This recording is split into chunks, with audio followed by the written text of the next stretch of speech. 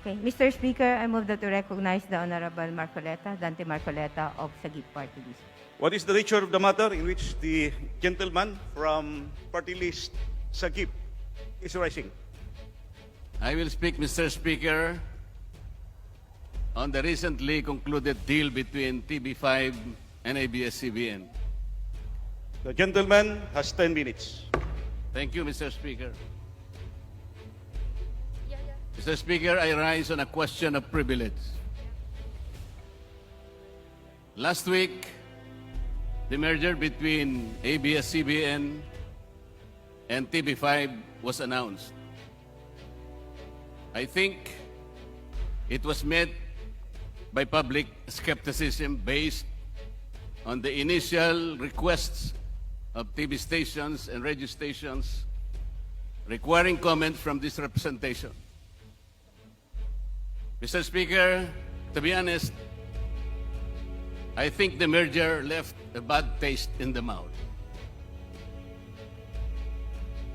It leaves much to be desired. It is public knowledge, Mr. Speaker, that 2 years ago, on the application for renewal of ABS-CBN's franchise, this Congress, or the 17th Congress to be more particular, denied the application for renewal because the 17th Congress was able to establish several violations that justified the denial of that franchise. What are these, Mr. Speaker? I can recall a long list of violations. ABS-CBN did not have a permit on the digital broadcast for all their channels. It has no permit for the encryption of its signal and its contents. ABS-CBN violated the cease and desist order issued by the National Telecommunications Commission. ABS-CBN also operated and sold illegally millions of TV Plus black boxes without the approval of the National Telecommunications Commission. ABS-CBN also made telecast on pay-per-view even without the authority of the conditional access system by the NTC.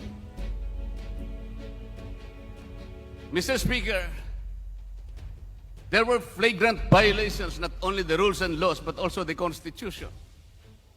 I think even the Constitution was desecrated by ABS-CBN by violating the exclusive Filipino ownership and management of mass media by the issuance of what we call the Philippine Depositary Receipts. And as I speak today, Mr. Speaker, several employees of ABS-CBN who were terminated illegally by that network won their cases in the Supreme Court, 2 cases of regularization and 6 cases of illegal dismissal. These cases were won in the Supreme Court, Mr. Speaker. And 2 of these already had entry of judgment issued by the Supreme Court.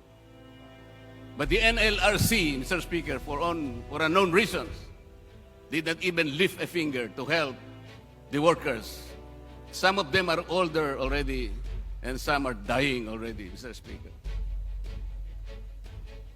I can probably blame the concerned agencies of government who did not act on these violations. For example, the BIR promised at that time that they will look into those allegations of non-payment of taxes, of correct taxes, by employing a dubious subsidiary called Big Dipper to operate like a tax shield in order to evade the payment of rightful taxes, billions of taxes due to the government, Mr. Speaker. There is a subsisting memorandum order of NTC, Mr. Speaker, that a franchise grantee should not enter into commercial agreements in which the NTC has jurisdiction with those companies or parties that have obligations to the national government or the national government.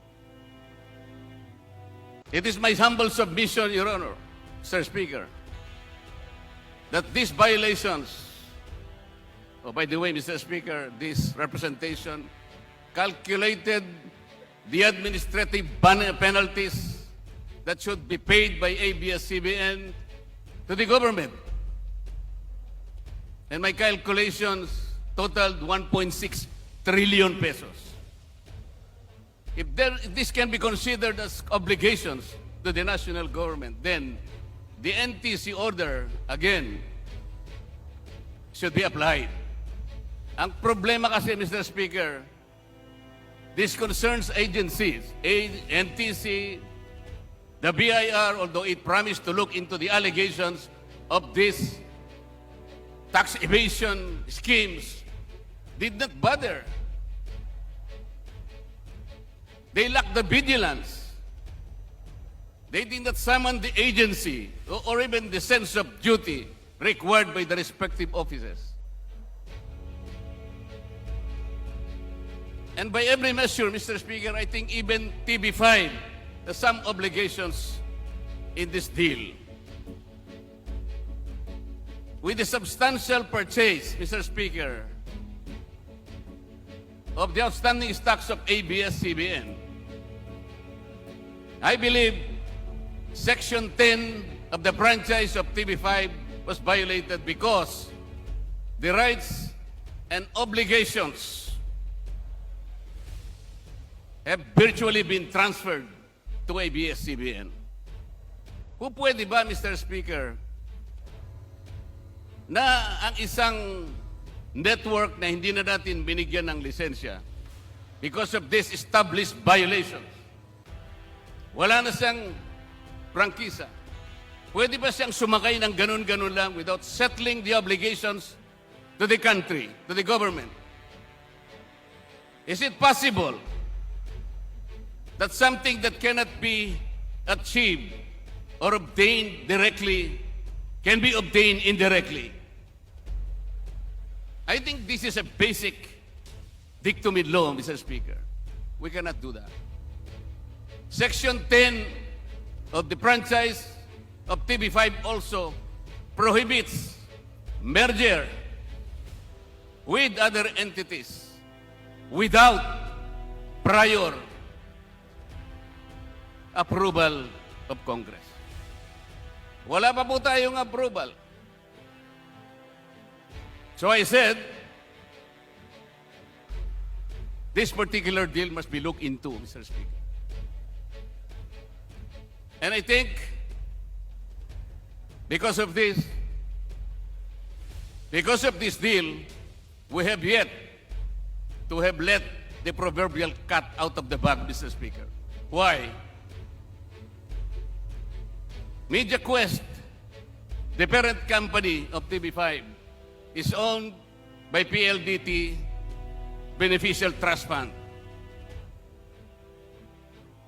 And the grapevine, Mr. Speaker, is so loud that PLDT Beneficial Trust Fund is owned by an Indonesian national.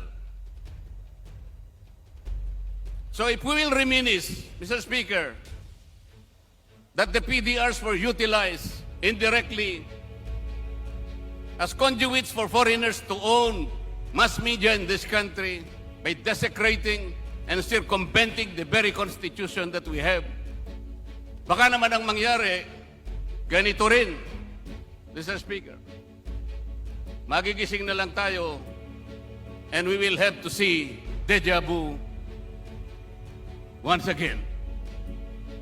Mr. Speaker, somebody said that the only thing necessary for evil to triumph is for good men to do nothing. I humbly seek the good men of this chamber, Mr. Speaker, to unite and rally behind a good cause and do something. Maraming salamat po, Mr. Speaker. The Honorable Majority Floor Leader. Mr. Speaker, I move that the speech of the Honorable Dante Marculeta be referred to the Committee on Rules for its appropriate action. Is there any objection? Chair hears none. The motion is approved.